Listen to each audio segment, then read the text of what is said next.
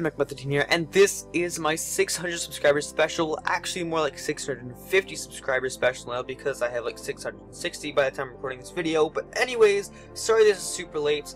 But yeah, so this is how I edit my videos and how I do my thumbnails, etc. and all that kind of stuff. And obviously you got the showcase right here. I'm going to be editing is my custom LEGO Saboteur showcase, and it's already out right now. But I want to show you guys how I edited this and how I did all the stuff that I made to make this video possible for you guys to watch. And basically this is like the normal procedure for most of my videos. I mean, there's obviously some different variations between different videos, but this is pretty much the basics of what I do. And I decided to do minifigure showcases because you guys watch them the most, and I'll show you guys how I edit that. So the thing I use to edit it is iMovie. I don't know what version it is. I don't really care. I just use it because it's free. I got it. You know, I have it, so I use it. So that's what I use to edit. And then yeah, so I have all the stuff down here already set up. So I have my intro right here. So this is the intro. I decided to already do that, and I already have my stuff imported. Usually I would hit this button right here and import from camera or computer or whatever. I have a camera, so I import it to straight to iMovie, and then I drag it and drop it down here. But it takes a little while, so I decided to already do that ahead of time. And so I have the music down here already set up, stuff like that. Sometimes I'll have to overlap it and whatnot. I think I might have to add more music after this is done, but yeah, I have the music right there, background music, down to the temp I like, which is 13%. Normal is 100%. So yeah, without further ado, let's get straight into this. So I'm going to be doing the intro. So the intro I'm going to be using is, which one is it? That's this one, I'm pretty sure, and I'll basically just add that to there. Sometimes it likes to lag and stuff. That's not the best software I know. But yes, I'll drag it. You should drag it there. I go to transitions. Takes a while to load, and I use the cross zoom because I think that's the coolest one, in my opinion. And then I'll trim out the empty space. It's good enough. And so I'll trim out the empty space of the clip there, and boom. And then I leave the last one because I'm going to be putting the cross zoom, which does take out some of the empty space with it while I put it in. So it does it for me. So that's perfect. There we go. And then I go on to the next clip. That clip is pretty much done. I usually don't watch the entire video that often unless I need to. Then I find the clip that I want. Sometimes the other clips that don't make it will be in the blooper reel, but for this showcase I decided not to do a blooper reel. And I think the next one I'll do is this one, which is the actual showcase part. So that was the intro. The first clip was the intro, and then it moves on to a cut with a cross zoom, and then it moves on to the actual showcase itself of the figure. So I trim it, the empty space out and whatnot. I know there's a cut here somewhere, and I know that because I left a huge empty space where there is no sound waves, so it'll detect the sound waves and stuff. So I'll have to find that. I'm just dragging all the way over here. It's not as long as you might think, because okay, so here it is. So I'm going to that is the empty space I'm going to want to cut out, so just delete. I just use the backspace button, delete button to do all that. And yeah, so this is the normal procedure, like I said, of how I do my stuff. Sometimes, if I really want to be professional, I'll edit out like every single empty space, but sometimes it just doesn't look that great when I do that. So sometimes I like to leave it natural and just all like not super edited, and sometimes I like to leave it just, you know, pure empty out space everywhere, just all that kind of stuff. So over here I'm going to put another cross zoom, because after every clip I put a cross zoom. That's just how I roll. And then even in between this one, sometimes I like to leave this cut just a simple like cut, and then other times I like to just drop it in a cross zoom because, well, this video I left in a cross zoom, so I'm going to put in a cross zoom in between these two clips because that's how I'm going to do it. Again, we're going to empty out as much empty space in between stuff as possible, just so it doesn't seem like that weird no talking for like 5 seconds in between the clips. So it's just a complete, like, you know, straight off the bat at one after another.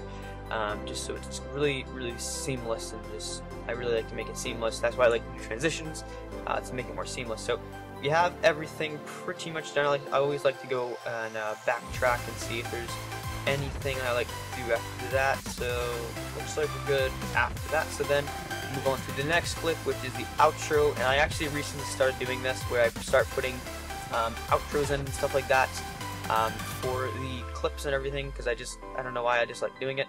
I like to do my outro, so I'll double click on that clip and then add a plus thing. There we go. We're going to add, so let's go back to the beginning. Right there we go. So there's that. We already added that cross seam in the beginning, so we just trim out the empty space real quick. There. Yeah, it's good enough.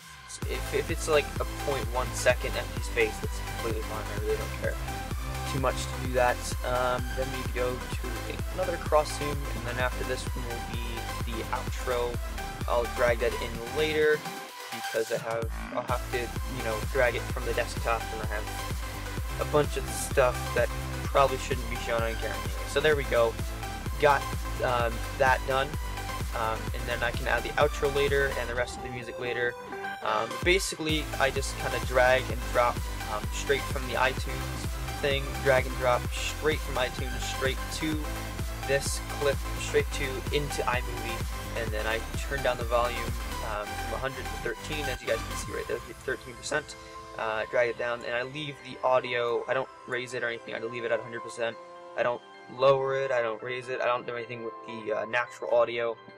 I don't even use a mic either, so that's how I do that. And also, one last thing before we head over to the second part of this video, which is the thumbnail.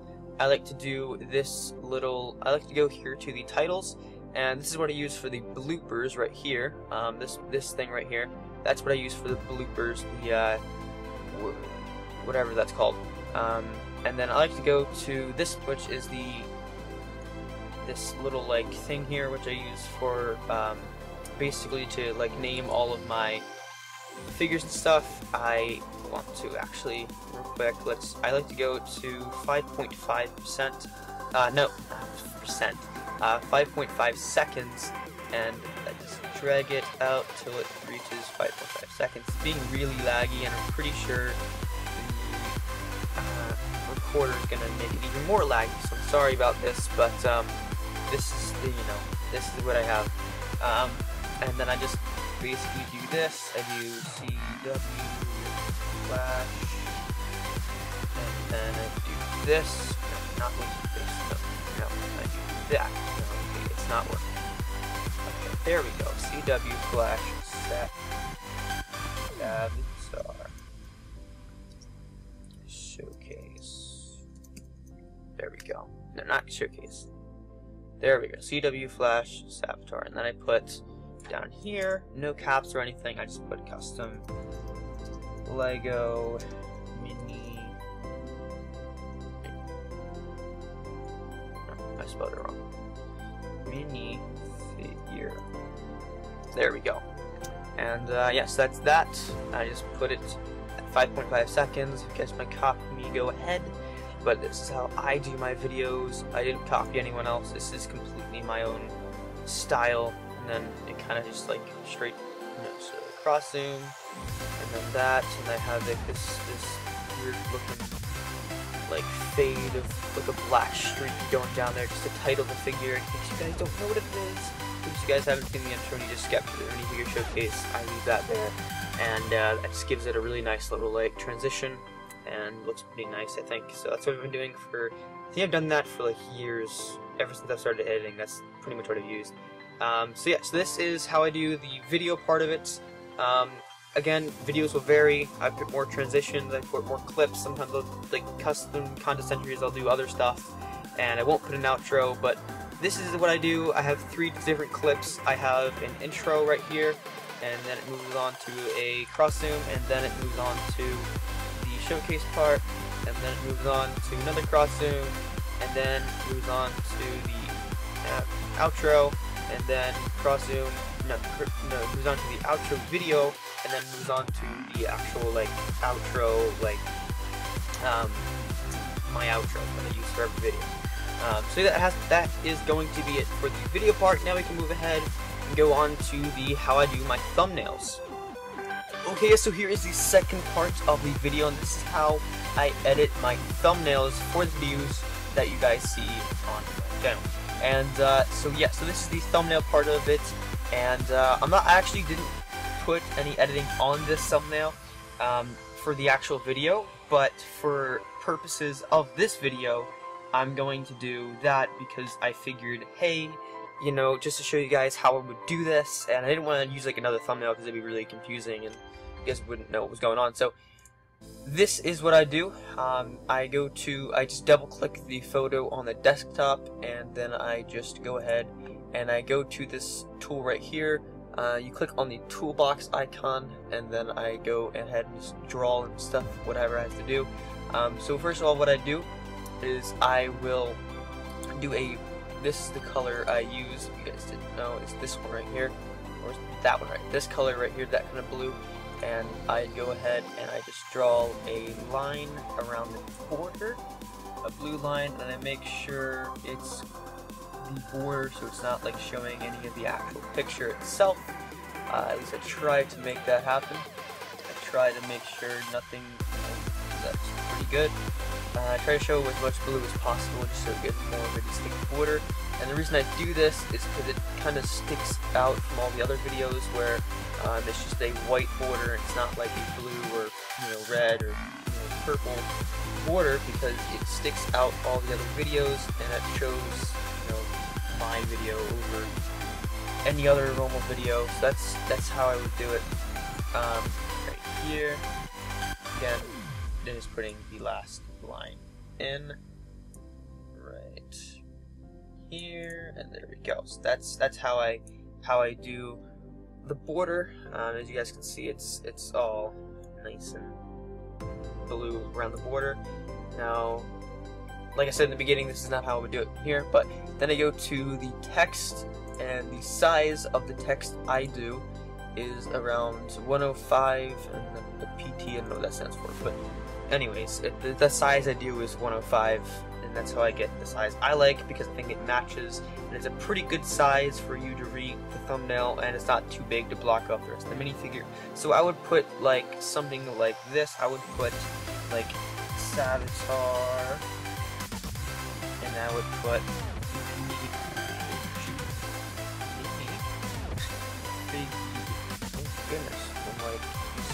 minifig showcase. There we go.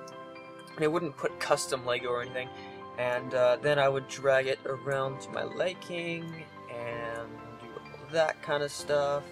Try to figure out what size is best, or where should I put the lettering, and try to make it so it's somewhat good. And I would try to make it good. So just drew a line, I didn't mean draw on it. Okay, let's get rid of that tool.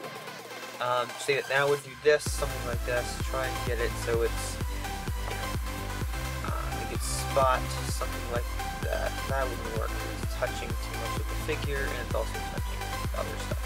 So then I would do something like this, just crunch it down just a bit more so it's, not as bold, but it's scrunched down the side.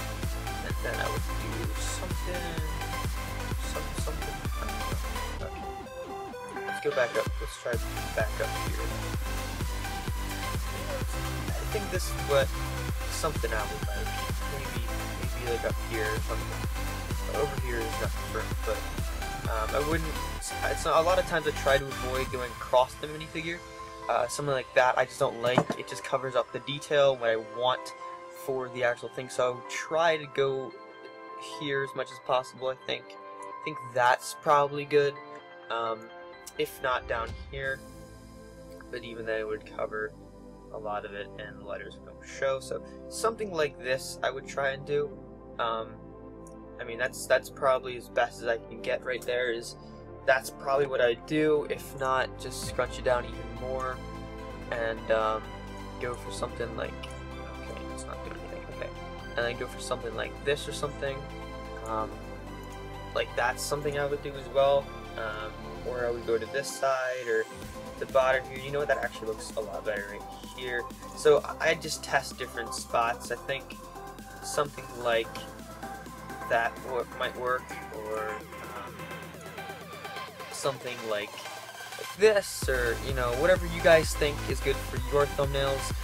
Then again, the only reason I'm doing this video is to kind of help you guys out with your thumbnails and your editing and what, just, you know, not set mine as on a pedestal or anything, but just kind of have mine as, you know, what I would do, and if you like it enough, then you can kind of go by what you think, you know, is best for your video. But then again, this is kind of what I do. I just kind of test where the lettering should go and see what the best thing is, and try to go for different angles and different stuff. But you know, I would scrunch it down even more if I really wanted to.